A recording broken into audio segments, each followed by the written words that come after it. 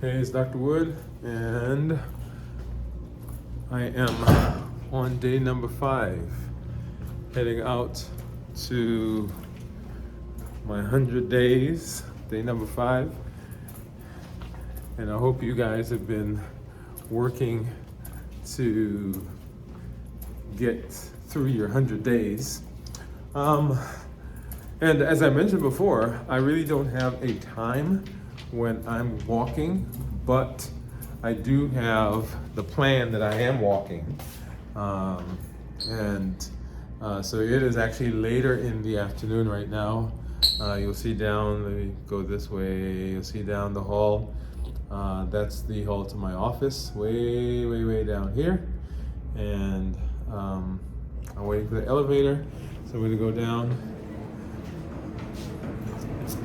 right here. And I'm just heading out.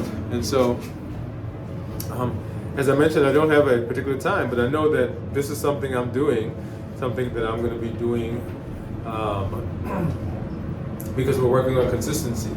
Remember, that is the goal. That's what we're working on. We're working on how do we remain consistent. And in the process of doing that, several things that we're going to learn as we move through this space. Now, the other thing that happened to me today is I miscalculated how long it would take in the office, and so I just had some old stuff hanging out at the office, and I just threw that on, and I got my ball cap. Well, I'm a ball cap, but yeah, you guys know, you know how it is. I'm from New York, so that's what you see me got on right now. And so I'm just kind of walking around here at the office before I head out, and I wanted to make sure I do this because I know if I wait until I get home that it's going to be much darker, and then I'm not going to want to do this. And because I am remaining consistent and I'm flexible, right? Remember, we talked about flexibility and we talked about resilience. And so those are a couple of things that we want to keep in mind, that you're going to have times when you've got to make some changes. Make sure that you are taking care of the exercises that we're working on. And we get these keys out of my pocket so they don't. Okay. All right. So today, what I want to talk about is the power of small wins. The power of small wins to build momentum is really what, if I had to give it a title. And so, why are small wins important? Small wins, and if you remember, we talked about creating SMART goals: specific, measurable, achievable, relevant, and time-bound. And once we did that, we talked about chunking. How do we break it up into smaller components? And a part of those smaller components are these small goals, these mini goals, if you will, that we talked about doing. And because of that, so we're going to spend some time talking about these small goals. Why are they important? Well, small goals, number one, they make up bigger goals. You know, when we talked about chunking, the different parts of the chunks that we do, those parts of the chunk are essentially the components of a larger goal that we've created, right? So those SMART goals that we've worked on are eventually going to make up the bigger goals.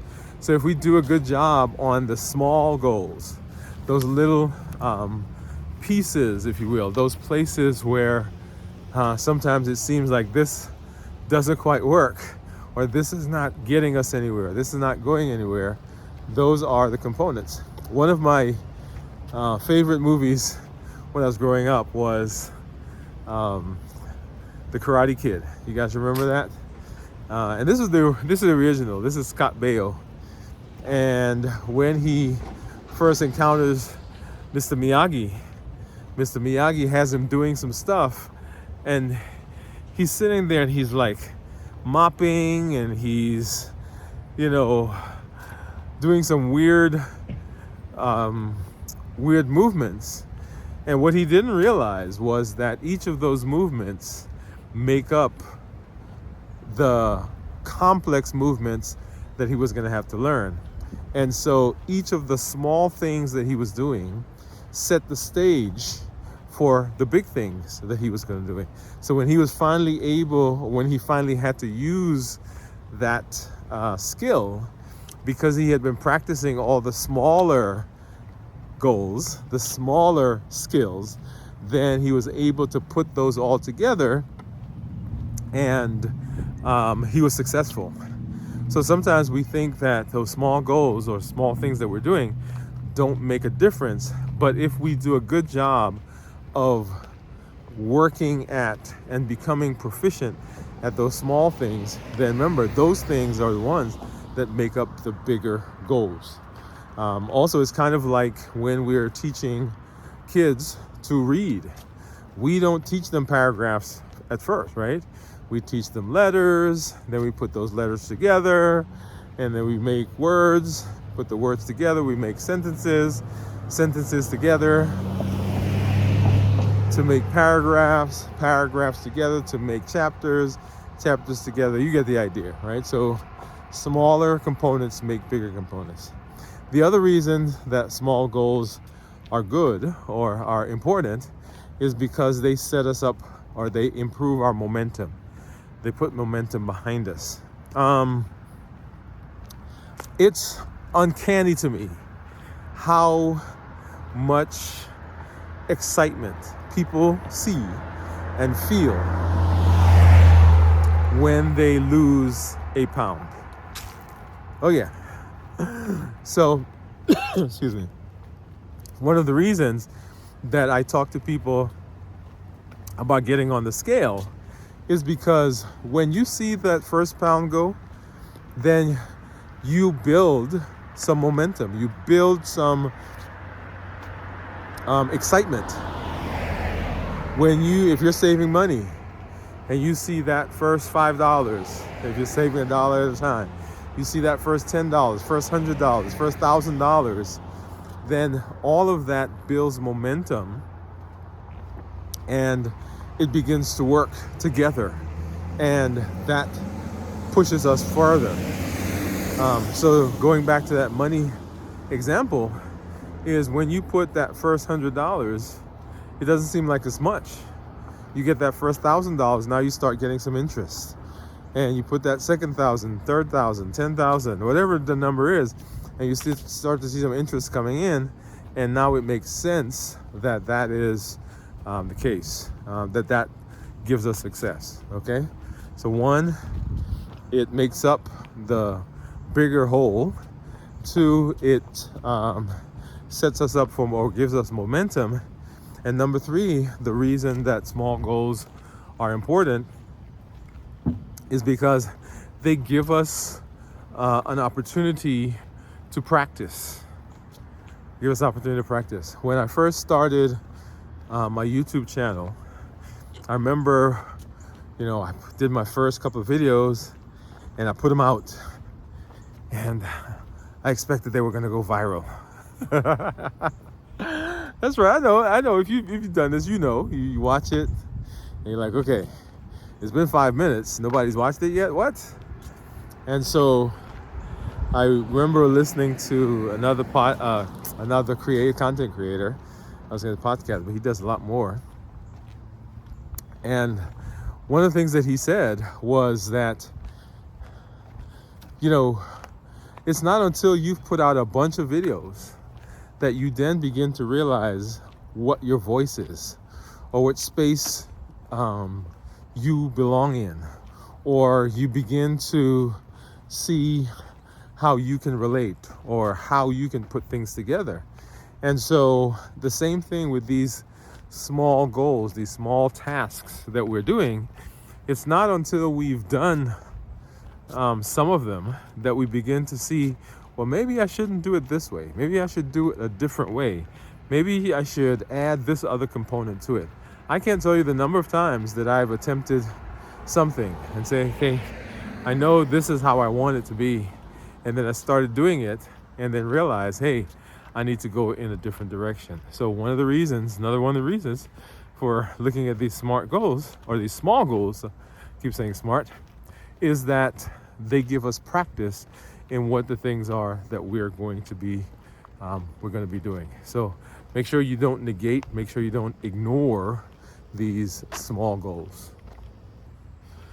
All right, another reason for thinking about these small goals, and I guess I should call them small wins, all right? These small wins is that when we have a win, we get a dopamine rush. Remember, dopamine is that feel good, hormone. It's the anticipatory hormone. It's the one that says, hey, yeah, let's do more of that. And so when we get a win, when we get a small win, our brain notes that. And the brain says, I want to do more of what it took to get that feeling. Now, we've talked about dopamine in the negative sense, right? Because dopamine is also involved in addiction and some of the other buffering behaviors that sometimes we get involved in. But remember, the dopamine is a reward center that is designed by the body for good. It is the thing that reinforces good behavior. It is the thing that reinforces our ability to be safe. And so using dopamine in a way to help us succeed is actually a good thing. So when we, once again, it's kind of like being on the scale. When you see those first pounds go away, we get a dopamine hit. When we see that blood sugar come down, we get a dopamine hit. When we see that improvement in our cholesterol, or we go to the doctor and the doctor says, hey, your blood pressure has gotten better, we get a dopamine hit. And so each of those things gives us this reward, and the reward helps to encourage us to keep it going. And so looking at the small wins, paying attention to small wins, gives us the dopamine hit, and it allows us to be able to say, okay, let's do some more of that. Another reason for paying attention to small wins is that small wins help to boost our confidence. Yep. So for many of us, we have struggled with our health. We've struggled with our metabolic disease, with blood pressure, with weight, cholesterol, and so many other things that we may find ourselves involved in, or so many other medical issues, health-related issues. There may be other things, right? So relationship, maybe, I know somebody's out there right now and you're having some financial issues, some career issues. And so often we begin to have that negative self-talk. And so having small wins actually boosts our confidence. I've talked a lot about the inner critic and the inner coach. And remember, that inner critic is so good at remembering the things that we've done wrong, the places where we failed, the places we've not had good success. But what we want to do is we want to strengthen the inner coach, right? We want to give the inner coach some let me go this way. We want to give the inner coach some ammunition, if you will, to be able to say, no. I remember, that's true. We may not have succeeded at that thing, but look at this other thing over here, we succeeded. And so when we have these wins, when we have these small wins, and we can acknowledge them, we can pay attention to them, we can celebrate them, then the inner coach gets strengthened and becomes more vocal as we are moving down the road. And then the inner coach can cheer us on along. It becomes a coach, it becomes a cheerleader, it becomes that place where we continue to have somebody in our corner that says, no, come on, we can do this. We may have failed at that other thing, but we've been doing some good things. Look at this. Look at the weight that we've lost. Look at the blood sugar that we've had improved. Look at the other metabolic improvements that we've had in our lives. So make sure that you are looking at wins, these small wins. Make sure you are paying attention, because your inner coach needs your inner coach needs that support so that we can continue to be successful. So how do we harness the power of small wins? Well, in order to get the full benefit of small wins, we've got to first put the small wins, we've got to first anticipate the small wins. So how do we do that? One is by breaking our tasks, I'm gonna cross the street here, by breaking our tasks up into smaller components. Smaller, manageable, doable components, so that we can then begin to see those mileposts, those mile markers, and then we have these set up in a way to give us the small wins, right? So that we can begin tracking those. The other thing is to celebrate the wins. And we've talked about this before. Celebrate your successes. Don't wait until you have achieved the big win before you say, hey, this is a good job. You know, you've got to say to yourself that, yeah, I may not have gotten to the point where I wanted to be. I've not reached that big, massive, large goal as yet. But look at me. I am doing this, and I am having some good success, right? You want to celebrate those small wins. In order to celebrate, you've got to know what the wins are. So this goes back to documenting and journaling and all those things that we've talked about in terms of being able to track. If you want to change something, you got to track it. If you don't track it, it makes it so much more difficult for you to decide when you've had a win, and if you've had a win, to be able to recall it. Because when you have something that doesn't quite work, oh yeah, your inner critic is gonna remember. And sometimes it's hard for us to remember what the things are that we've done well. And so we want to make sure that the inner coach is full of ammunition to be able to, let me turn this on.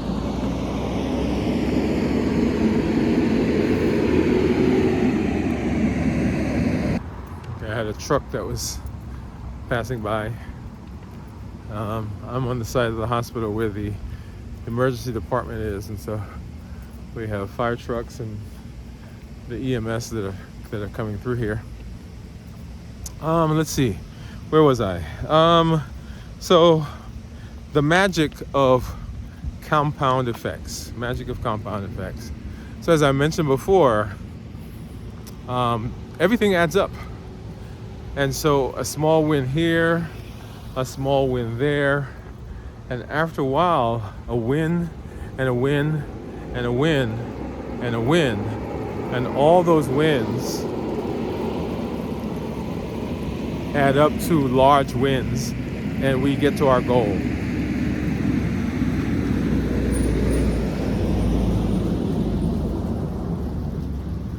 You guys saw that fire truck passing by behind me there?